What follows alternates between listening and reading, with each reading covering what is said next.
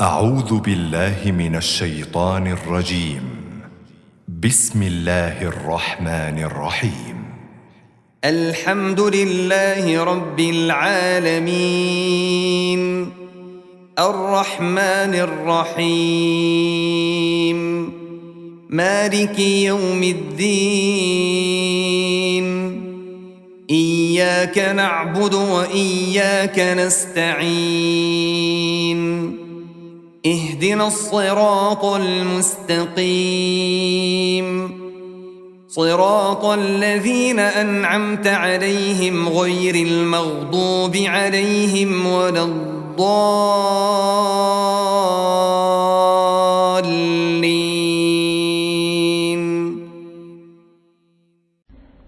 اعوذ باللہ من الشیطان الرجیم. بسم اللہ الرحمن الرحیم. الحمد للہ رب العالمین الرحمن الرحیم مالک یوم الدین ایاک نعبد وإیاک نستعین اہدنا الصراط المستقیم صراط الذین انعمت علیہم غیر المغضوب علیہم ولا الضالین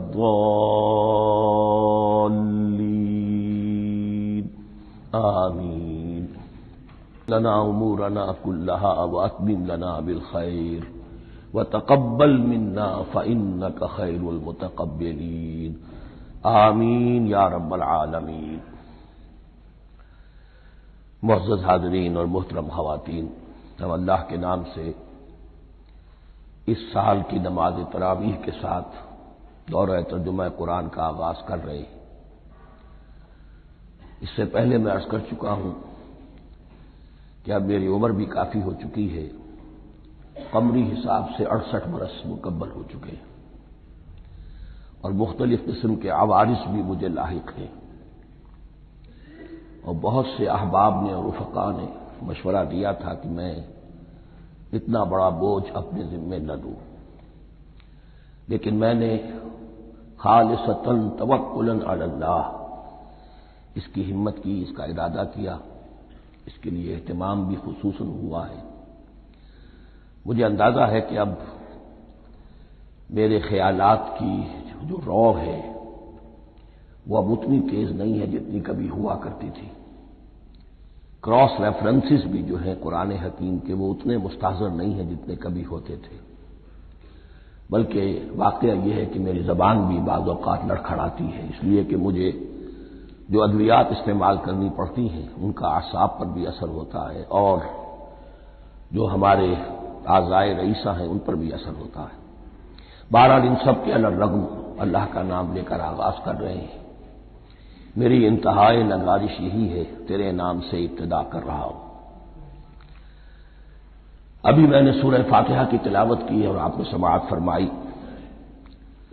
یہ سورہ مبارکہ مصحف کے اعتبار سے تو پہلی سورت ہے ہی، سب کو معلوم ہے، لیکن یہ بھی نوٹ کر لیجئے کہ یہ نزول کے اعتبار سے بھی سب سے پہلی مکمل سورت جو حضور پر نازل ہوئی وہ یہی ہے. اس سے قبل متفرق آیات نازل ہوئی. 5 آیتیں سورہ علق کے آغاز میں، کچھ آیتیں سورہ قلم یا سورہ نون کے آغاز میں، کچھ آیتیں سورہ مزمل کی ابتدا کی، کچھ آیتیں سورہ مدثر کے آغاز کی. 5ویں وحی تقریباً اس پر اجماع ہے کہ یہ سورۃ الفاتحہ کی ہے، اور یہ مکمل سورت ہے جو حضور پر نازل ہوئی. سورۃ الفاتحہ کے معنی ہوئے افتتاحی سورت. فتح یفتح کے معنی ہے کھولنا. مفتاح کنجی کو کہتے ہیں، چابی کو. تو یہ اوپننگ سورہ آف دی قرآن، قرآن حکیم کی افتتاحی سورت. ویسے جیسا کہ میں تعارف قرآن کے ضمن میں عرض کر چکا ہوں، عربوں کا یہ مزاج تھا کہ جس چیز سے انہیں خصوصی محبت ہوتی تھی اس کے بہت سے نام رکھتے تھے. اس کے بھی بہت سے نام ہیں. سورۃ الفاتحہ سب سے عام ہے، لیکن الکافیہ، الشافیہ، ام القرآن، اساس القرآن، کم سے کم یہ 4 نام تو میں سمجھتا ہوں کہ ہر مسلمان کو مزید معلوم ہونے چاہیے، اور بھی بہت سے نام. اس سورہ مبارکہ کی بالاتفاق و بالاجماع 7 آیتیں ہیں، اگرچہ ان کی ترتیب میں کچھ اختلاف ہے۔ ایک رائے یہ ہے، اور یہ رائے امام شافعی کی بھی ہے اور بصرہ کے جو قراء تھے ان کی بھی ہے، کہ آیت بسم اللہ بھی سورہ فاتحہ میں شامل ہے، اس کا جز ہے، وہ اس کو شامل کر کے پھر 7 آیتیں بناتے ہیں، تو آخری جنہیں ہم 2 آیتیں سمجھتے ہیں، صراط الذین انعمت علیہم غیر المغضوب علیہم ولا الضالین، وہ ان کے نزدیک ایک آیت ہے۔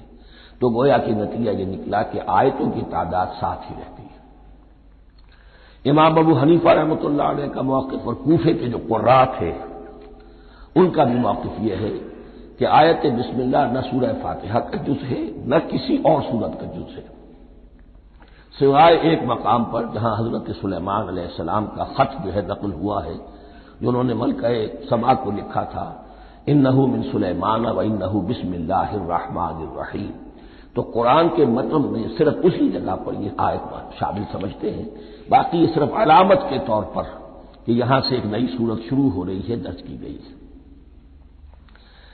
اس سورہ مبارکہ کو الصلاح قرار دیا گیا ایک حدیث میں، اس کا جو اسلوب ہے وہ دعا کا ہے، اور دعا کے ساتھ اس کی جو مناسبت ہے، اور پھر اسی کی وجہ سے ہماری نماز کا یہ جزو لا ینفک بنا دیا گیا، بلکہ ایک حدیث جو میں آپ کو سناؤں گا اس میں اسی کو نماز قرار دیا گیا، الصلاح یہی ہے۔ ویسے وہ حدیث مبارک موجود ہے، لا صلاۃ لمن لم یقرأ بفاتحۃ الکتاب، جو شخص سورہ فاتحہ کی تلاوت نہیں کرتا اس کی کوئی نماز نہیں۔ اس کے حوالے سے بھی ہمارے ہاں 2 مسلک ہے، ذکر صرف اس لیے کر رہا ہوں کہ آپ کے علم میں ہو، ان میں کوئی بنیادی فرق نہیں ہے، کسی بھی ایک رائے کا انسان قائل اور حامل ہو سکتا ہے بغیر اس کے کہ دوسرے کو بالکل غلط قرار دے، بلکہ یہ کہ اس کے لیے بھی گنجائش اپنے ذہن میں اور اپنے دل میں رکھے۔ تو ایک رائے یہ ہے کہ یہ میں کیا عرض کر رہا تھا، کوئی بھول گیا ہوں۔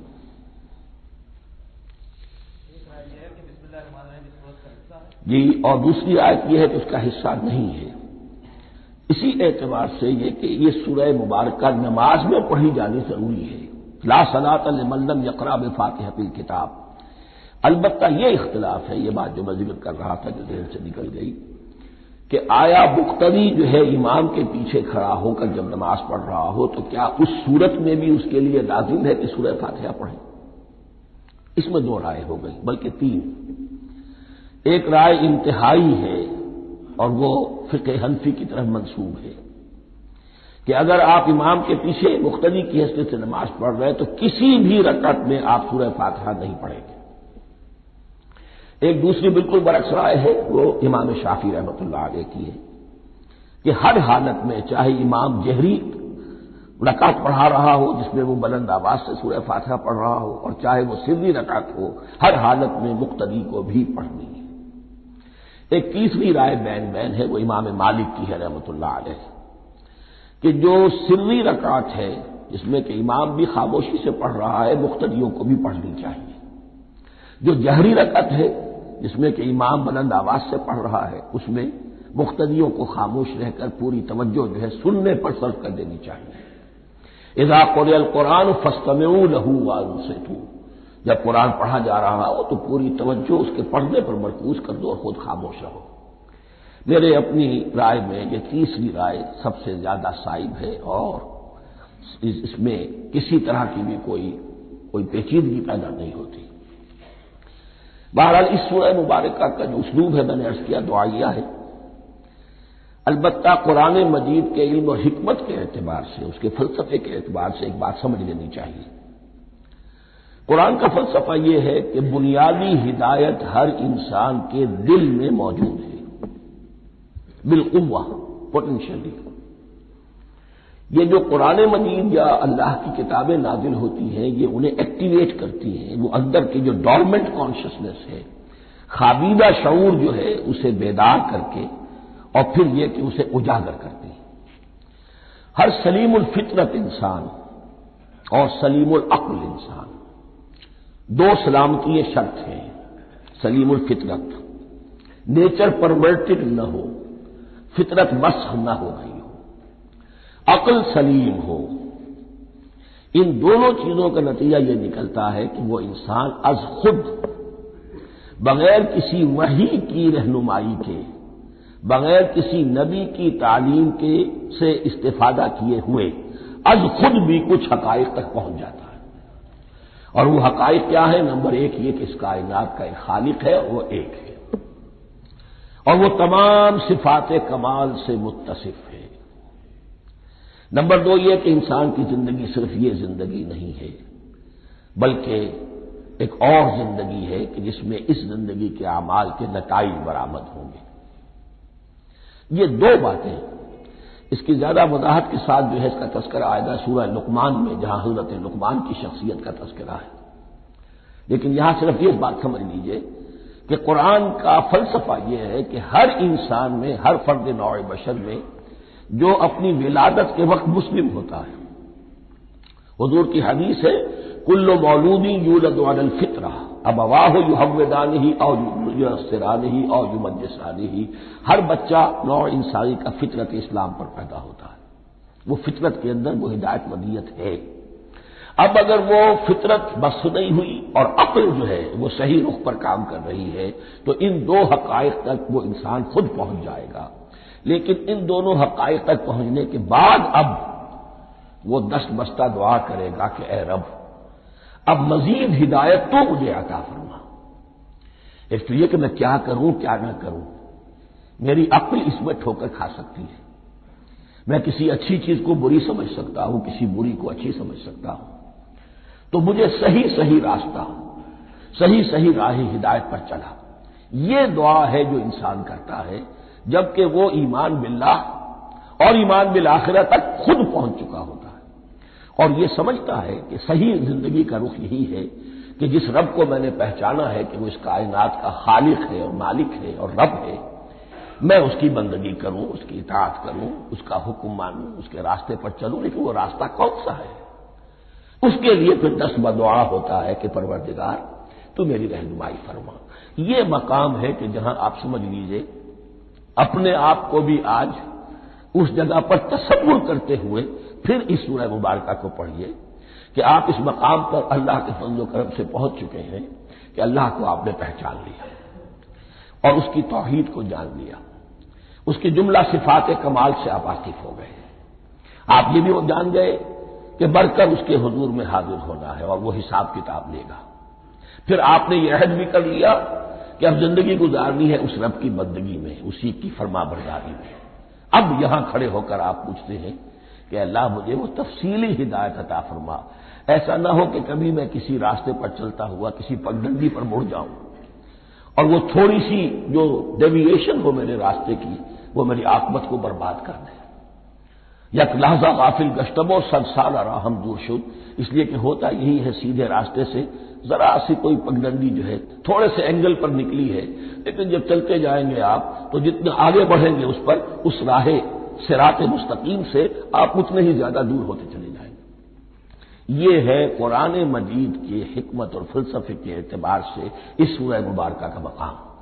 اب آئیے ہم بسم اللہ کرتے ہیں۔ بسم اللہ الرحمن الرحیم، شروع کرتا ہوں میں اللہ کے نام سے جو رحمان اور رحیم ہے۔ اس پر کچھ گفتگو ہو چکی ہے تعارف قرآن کے ضمن میں کہ رحمان اور رحیم دو نام ہیں کہ جو رحمت کے مادے سے نکلتے ہیں۔ رحمان میں اللہ تعالی کی رحمت کا جوش ہے، جانی کیفیت، طوفانی کیفیت، اور رحیم میں اللہ تعالی کی رحمت کا دوام اور تسلسل۔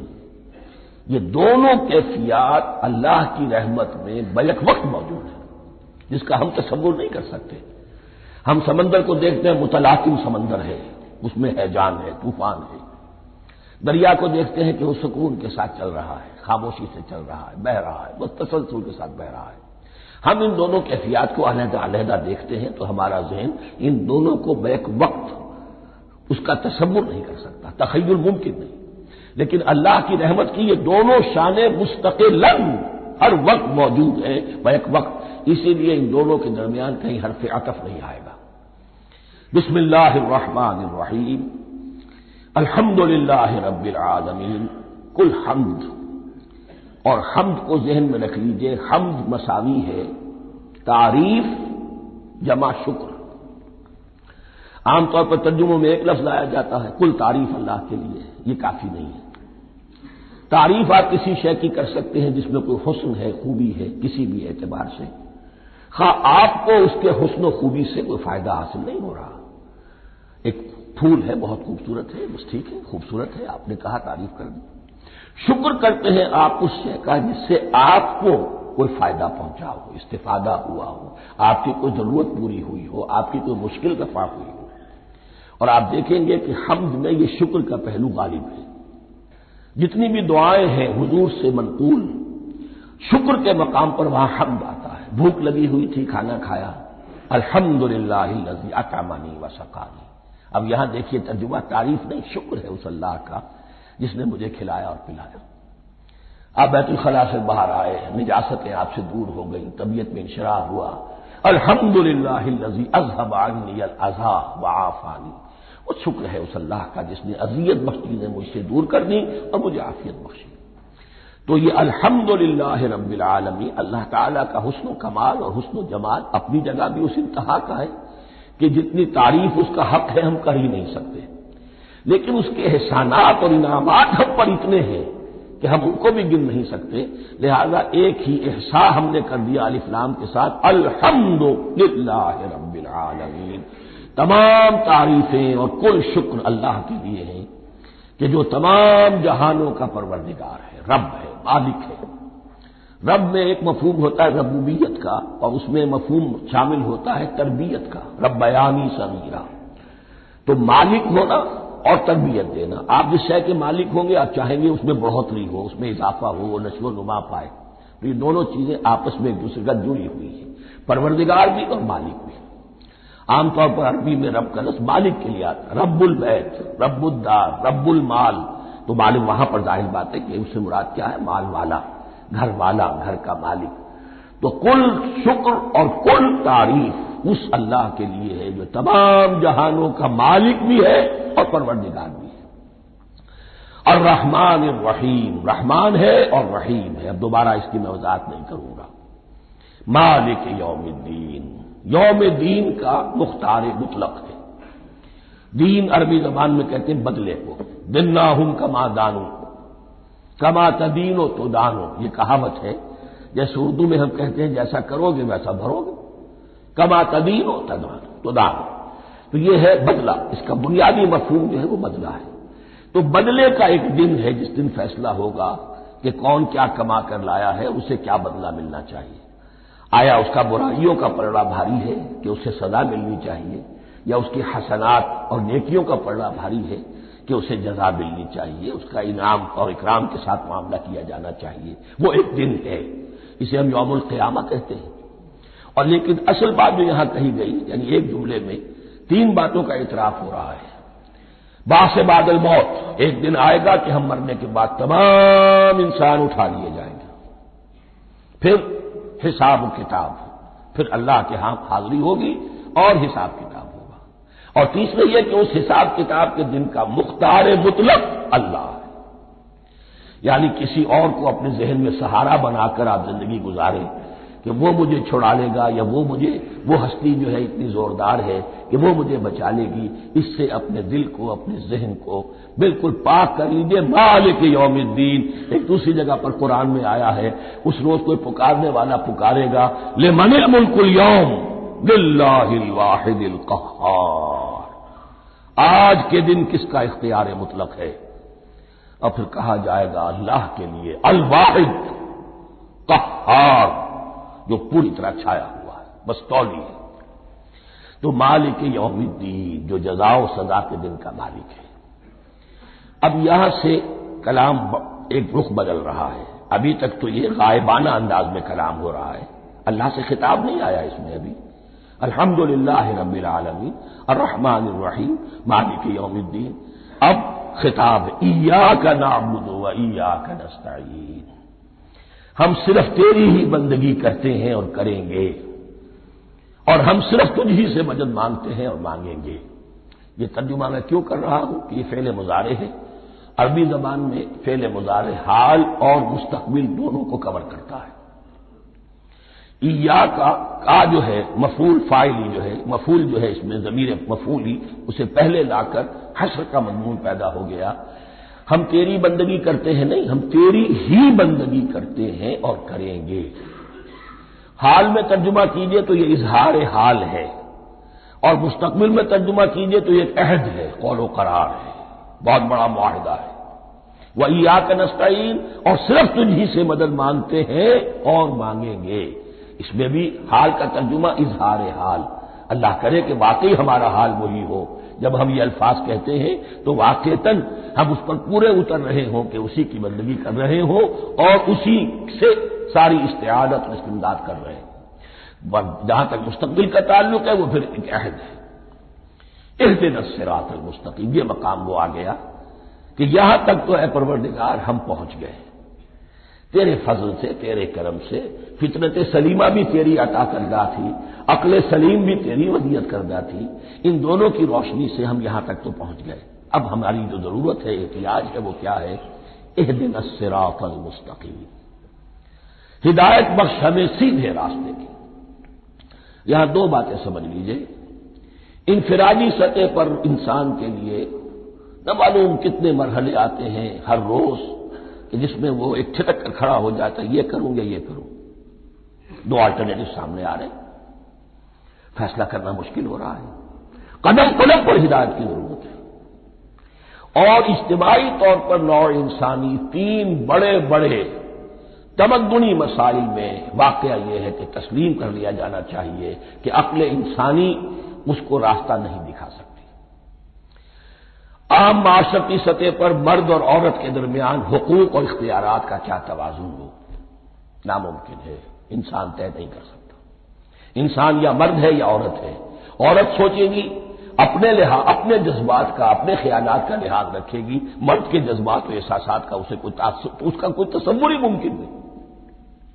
مرد سوچے گا اسے اپنے احساسات معلوم ہے، لیکن یہ کہ عورت کے احساسات سے وہ نابلد ہے، ان کو محسوس کر ہی نہیں سکتا۔ لا محالہ وہ اپنے بارے میں وہ جو بھی نظام بنائے گا اس میں وہ اپنی بالادستی رکھے گا۔ وہ تو ایک ہی ہستی ہو سکتی ہے کہ جو دونوں کی خالق ہے، مرد کی بھی عورت کی بھی، اور اس کو دونوں سے محبت ہے، دونوں کا خیر خواہ ہے، دونوں کا رب ہے، دونوں کو پروان چڑھانا چاہتا ہے۔ اسی طرح فرد اور معاشرہ یا ریاست، حکومت اور ریاست ہمیشہ یہ چاہتی ہے کہ سارے اختیارات ہمارے ہاتھ میں آ جائیں، ٹوٹلیٹیرین سوسائٹی ہو، بس ہم حکم دیں اور لوگ اس پر چلیں۔ افراد یہ چاہتے نہیں، ہمیں آزادی ہونی چاہیے۔ اب آپ دیکھیے کہ دنیا میں کتنے جھگڑے چلتے ہیں اسی پر، فریڈم فریڈم فریڈم۔ وہ فریڈم واقعتاً اپنی جگہ پر ایک شے ہے، افراد کی آزادی ہونی چاہیے، لیکن افراد کی آزادی اتنی نہ ہو جائے کہ وہ مادر پدر آزاد ہو جائے، کوئی قانون، کوئی قاعدہ، کوئی اخلاقی، کوئی حدود و قیود جو ہے ان کا پابند نہ رہے۔ تو اب کہاں ہے وہ نقطۂ اعتدال کہ جس میں انسان کی انفرادی آزادی، انفرادی اختیار اور ادھر اجتماعی مصلحتیں جو ہیں ان کو بیلنس کیا جا سکے؟ انسان طے نہیں کر سکتا، صرف اللہ ہی اس کے لیے نظام دے سکتا ہے۔ تیسرا مسئلہ ہے سرمایہ اور محنت، اس میں کیا توازن ہو؟ سرمایہ اور محنت دونوں مل کر کچھ بنا رہے ہیں، کچھ پروڈیوس کر رہے ہیں۔ اب اس میں نفع جو ہوا ہے اس میں سرمایہ کا کتنا حصہ ہونا چاہیے اور لیبر کا کتنا ہونا چاہیے، کون طے کر سکتا ہے؟ اس کے لیے بھی کہ ایسا نہ ہو کہ سرمایہ داری جو ہے آکاش بیل بن کر پورے معاشرے پر چھا جائے اور غریب بیچارہ، مزدور بیچارہ، کاشتکار بیچارہ وہ گویا کہ چکی کے دو پارٹوں میں پس کر رہ جائے، اس کی کوئی حیثیت نہ رہ جائے۔ لیکن یہ کہ دوسری طرف اگر یہ کہ مزدور کا جو حق ہے اس سے زیادہ اس کو دے دیا جائے تو سرمایہ جو ہے وہ سکڑ جائے گا، شائی ہو جائے گا، وہ پھر میدان میں نہیں آئے گا۔ کیا کیا جائے؟ کون سا نقطۂ عدل و اعتدال ہے؟ یہ تین مسائل ایسے ہیں، اہدنا الصراط المستقیم۔ تو یوں سمجھیے کہ ایک جو بنیادی ہدایت تھی، ایک اللہ کو پہچان لینا، یہ جان لینا کہ کل حسن و جمال اور تمام انعام و اکرام کا منبع اس کی ذات ہے، وہ رحمان ہے اور رحیم ہے، اور یہ جان لینا کہ مرنے کے بعد جی اٹھنا ہے، حساب کتاب ہے، فیصلہ ہوگا جزا و سزا کا، اور مختار مطلق اس دن کا اللہ ہے۔ پھر یہ عہد کر لینا ایاک نعبد و ایاک نستعین، اس کے بعد دعا پروردگار ہمیں ہدایت پر قائم رکھ، ہماری ہدایت میں اضافہ فرما۔ اس ہدایت کے لفظ کو سمجھ لیجئے، بنیادی ہدایت، تفصیلی ہدایت، قدم قدم پر ہدایت، ہدایت پر ہدایت۔ والذین اہتدوا زادہم ھدی، جو لوگ ہدایت کے راستے پر آتے ہیں اللہ ان کی ہدایت میں اضافہ کرتا ہے۔ تو یہ قدم قدم پر ہمیں ہدایت کی ضرورت ہے اور مرحلہ وار ضرورت ہے۔ ہدایت اس کو بھی کہتے ہیں کہ کسی نے آپ سے کوئی پتہ پوچھا، آپ نے کہا ادھر جانا، پھر دوسری گلی میں مڑنا، پھر جانا دو تین لائٹیں چلے جانا، پھر مڑنا وغیرہ وغیرہ، یہ بھی ہدایت ہے، نظری طور پر آپ نے بتایا ہے۔ ایک ہدایت یہ ہوئی کہ بھائی میں چلتا ہوں آپ کے ساتھ، میں آپ کو وہاں پہ پہنچا دوں گا تاکہ آپ کو دقت نہ ہو، آپ نے منزل تک پہنچا دیا۔ ان دونوں کے درمیان، یہ تو میں نے ایک فرد کی مثال دی ہے، اللہ اور بندے کے درمیان نہ معلوم کتنے مراحل ہیں ہدایت کے۔ تو کسی وقت بھی انسان اپنے آپ کو ہدایت خداوندی سے مستغنا نہیں سمجھ سکتا، اور نہیں تو پروردگار جو ہدایت دی ہے اس کو ہدایت پر قائم رکھ۔ کیا پتہ شیطان کا کوئی حملہ، کیا پتہ ہمارے نفس کی کوئی شرارت کسی ایسے رخ پر ہمیں ڈال دے کہ اب تک کی ساری کمائی بھی ضائع ہو جائے۔ لہذا یہ نہ سمجھیے کہ جب یہ ساری چیزیں ان کو معلوم تھی، ان چیزوں کا تو اقرار کر رہے تو اب ہدایت کون سی مانگ رہے ہیں؟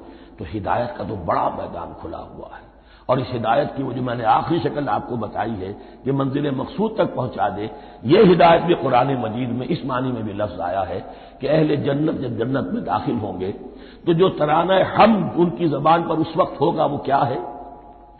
الحمدللہ الذی ہدانا لہذا وما کنا لنہتدی لولا ان ہدانا اللہ، کل شکر اللہ کا جس نے ہمیں یہاں تک پہنچا دیا، ہدایت دی جہاں تک پہنچا دیا، اور ہم ہرگز نہ پہنچ پاتے، ہم ہرگز ہدایت یافتہ نہ ہو سکتے اگر اللہ ہی ہمیں ہدایت نہ دیتا۔ اہدنا الصراط المستقیم، سیدھا راستہ، صراط الذین انعمت علیہم، اب اس کی مزید وضاحت ہے، راستہ اس کا ان لوگوں کا جن پر تیرا انعام ہوا۔ یہ کون لوگ ہیں؟ اس کی وضاحت آپ کو ملے گی سورہ نساء میں، من یطع اللہ والرسول فاولئک مع الذین انعم اللہ علیہم من النبیین والصدیقین والشہداء والصالحین۔ چار طبقات ہیں منعم علیہم جن پر اللہ کا انعام ہوا ہے۔ چوٹی پر انبیاء کرام، اس کے بعد صدیقین کرام، اس کے بعد شہداء عظام، اس کے بعد عام صالح مسلمان، صالح ہو۔ یہ بیس لائن ہے، اس سے اوپر کا درجہ شہداء کا ہے، اس سے اوپر کا درجہ صدیقین کا ہے، اور پھر اس سے اوپر کا درجہ انبیاء کا ہے۔ انبیاء میں سے پھر وہ بھی ہوتے ہیں کہ جو اولو العزم میں من الرسل ہیں، لیکن یہ چار طبقات ہیں، ان کے راستے پر ہمیں چلا۔ غیر المغضوب علیہم ولا الضالین، جو مغضوب علیہم نہیں ہوئے، جن پر تیرا غضب نہیں ہوا، اور غضب ہوتا ہے ان پر کہ جو ہدایت کے واضح ہونے کے بعد ہدایت کو ترک کر دیں، وہ ہے مغضوب علیہم۔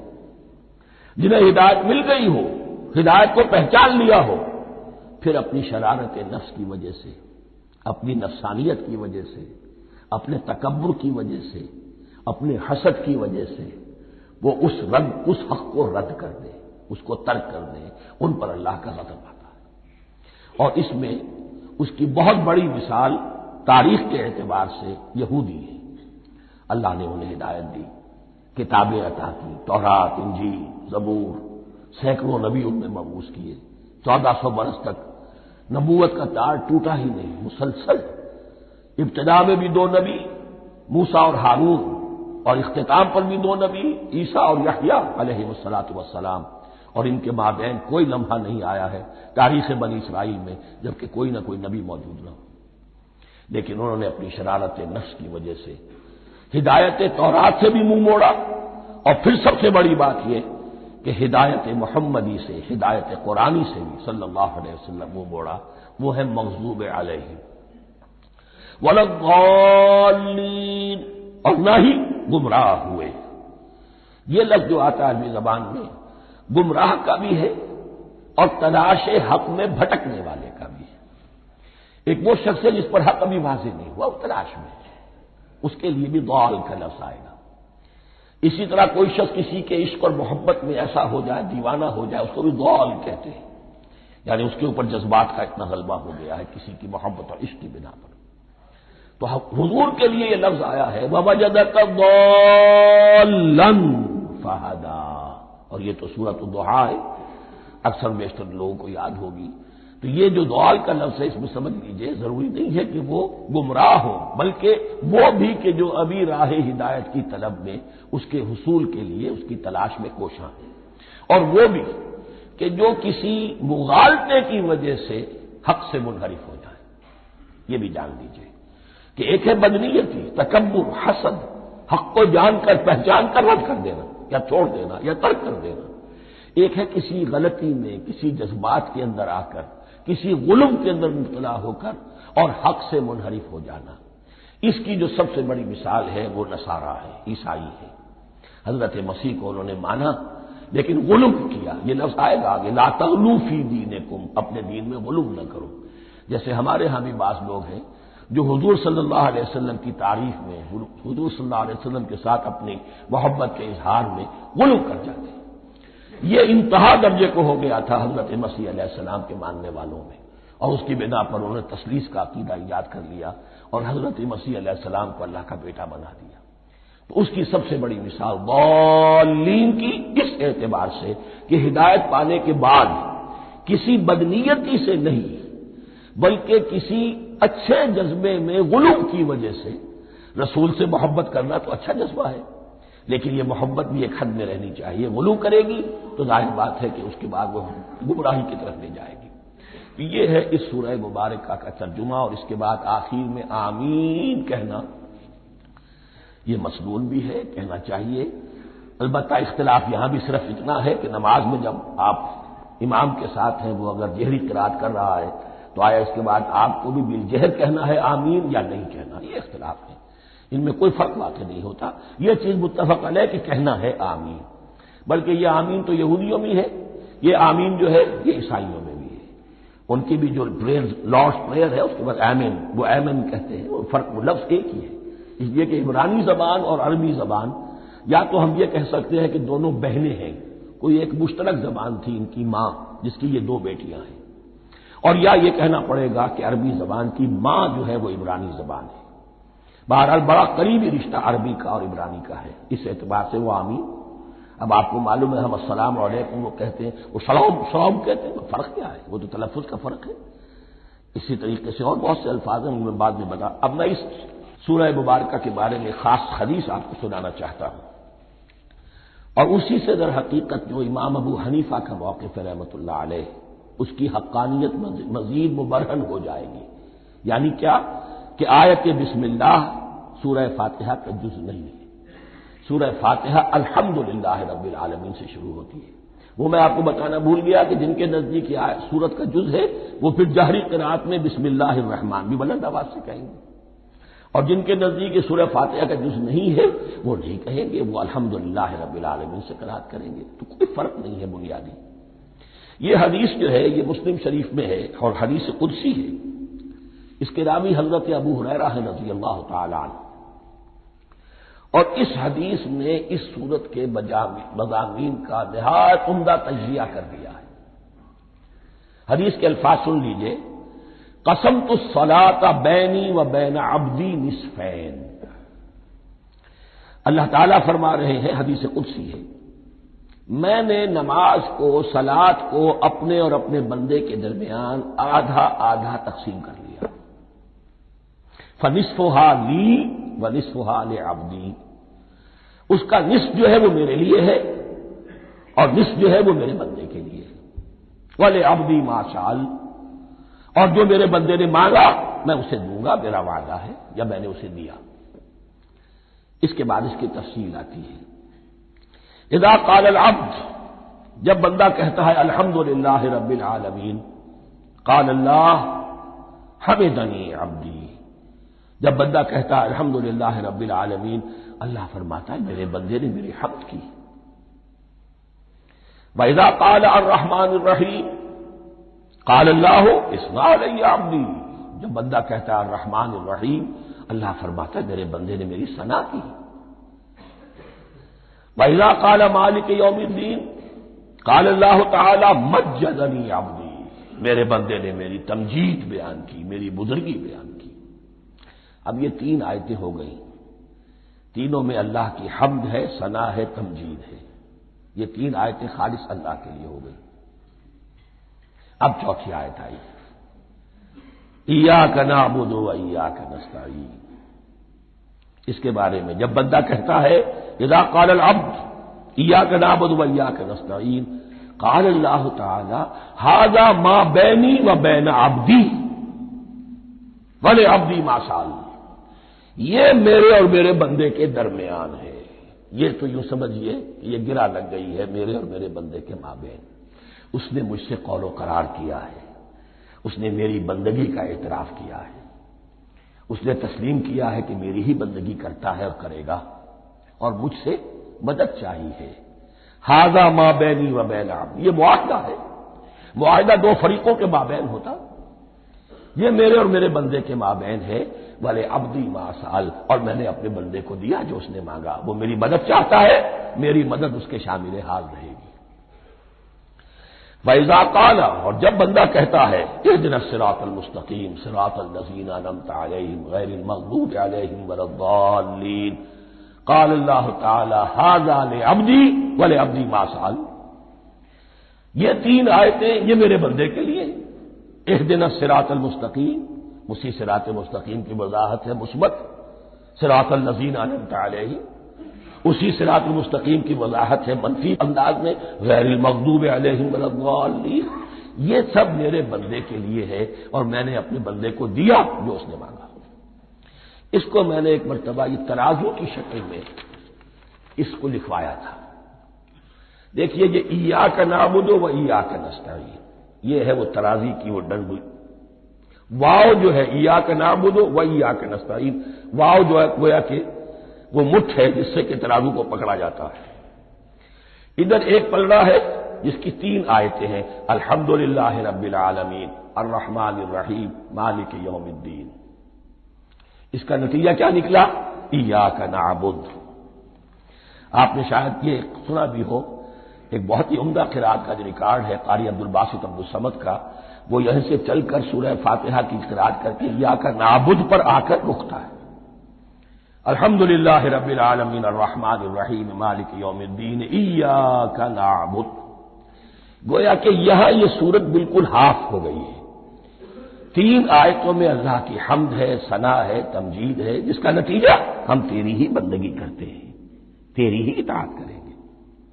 لیکن اب اس کے بعد سوال ایاک نستعین، اسی کی جو استعانت کیا درکار ہے ہمیں؟ ہدایت۔ ہدایت سب سے بڑی استعانت ہے، ہدایت ہی تو سب سے بڑی مدد ہے۔ اهدنا الصراط المستقیم صراط الذین انعمت علیہم غیر المغضوب علیہم ولا الضالین، یہ ایاک نستعین کے حکم کے ساتھ یہ تین آیتیں آ گئیں، اهدنا الصراط المستقیم صراط الذین انعمت علیہم غیر المغضوب علیہم ولا الضالین۔ قسمت الصلاۃ بینی و بین عبدی نصفین فنصفها لی ونصفها لعبدی ولعبدی ما سأل۔ اللہ تعالیٰ اس سورہ فاتحہ کا جو اصل مفہوم ہے وہ بھی ہمارے ذہنوں پر، ہمارے شعور کی سطح پر اسے اجاگر کیے رکھے، ہمیں توفیق دے کہ جب بھی پڑھیں، جب بھی سنیں تو وہ کیفیت اگر ہو جائے، اس لیے کہ ایک حدیث ہے کہ الصلاۃ معراج المومنین، نماز تو اہل ایمان کے حق میں معراج کے درجے میں ہے۔ اس حوالے سے ہم یہ سمجھ سکتے ہیں کہ کوئی وقت ایسا آ سکتا ہے کہ انسان کو واقعتاً، روح انسانی واقعتاً اللہ کے یہ جواب سنے، انہونی بات نہیں ہے۔ ہوتا ہے خطاب آخر، اٹھتا ہے حجاب آخر، کرتے ہیں خطاب آخر، یہ تو ہوتا ہے۔ مخاطبہ الہی، یہ تو میں نے عرض کیا کہ ثابت ہے، مخاطبہ، محادث اور تحدیث اللہ بندوں سے کلام کرتا ہے۔ بارک اللہ لی ولکم فی القرآن العظیم ونفعنی وإیاکم بالآیات والذکر الحکیم وإیاکم بالآیات والذکر الحکیم وإیاکم بالآیات والذکر الحکیم وإیاکم بالآیات والذکر الحکیم وإیاکم بالآیات والذکر الحکیم۔